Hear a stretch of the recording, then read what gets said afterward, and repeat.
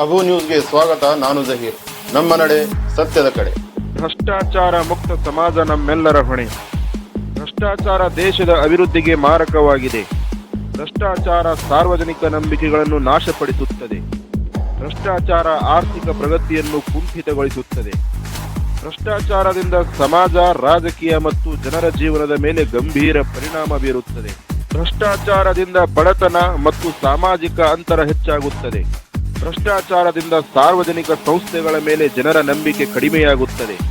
ಭ್ರಷ್ಟಾಚಾರದಿಂದ ಸಂಘಟಿತ ಅಪರಾಧ, ಮಾದಕ ವಸ್ತು, ಕಳ್ಳ ಸಾಗಣೆ ಮತ್ತು ವೇಶ್ಯಾವಾಟಿಕೆ ಹೆಚ್ಚಾಗುತ್ತದೆ. ಭ್ರಷ್ಟಾಚಾರದಿಂದ ಕಾನೂನುಗಳನ್ನು ಸಮರ್ಪಕವಾಗಿ ಜಾರಿಗೊಳಿಸಲು ಸಾಧ್ಯವಾಗುವುದಿಲ್ಲ. ಮಹಿಳೆಯರು ಪುರುಷರಿಗಿಂತ ಹೆಚ್ಚು ದುರ್ಬಲವಾಗಿರುವುದರಿಂದ ಭ್ರಷ್ಟಾಚಾರದಿಂದ ಹೆಚ್ಚು ನೆರಳುತ್ತಾರೆ.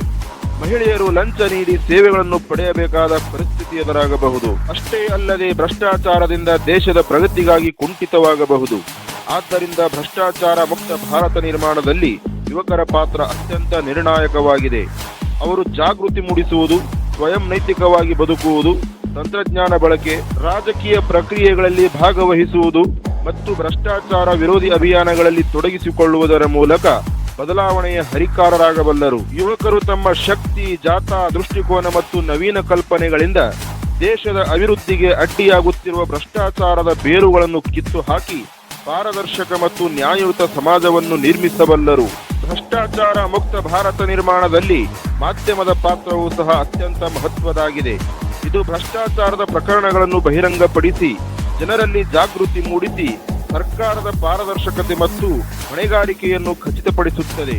ಹೀಗಾಗಿ ಪ್ರಜಾಪ್ರಭುತ್ವದ 4ನೇ ಆಧಾರ ಸ್ತಂಭವಾಗಿ ಕೆಲಸ ಮಾಡಬೇಕು.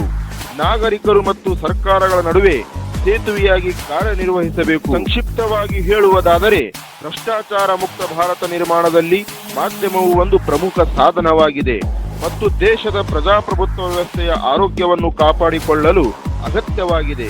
ಈ ಜವಾಬ್ದಾರಿಗಳನ್ನು ನಿರ್ವಹಿಸಲು ಮಾಧ್ಯಮಕ್ಕೆ ಸಂಪೂರ್ಣ ಸ್ವಾತಂತ್ರ್ಯ, ವೃತ್ತಿಪರ ಬೆಂಬಲ ಮತ್ತು ಸಮಾಜದ ಬೆಂಬಲದ ಅಗತ್ಯವಿದೆ. ಭ್ರಷ್ಟಾಚಾರ ದೇಶದ ಪ್ರಗತಿಗೆ ಮಾರಕವಾಗಿದೆ.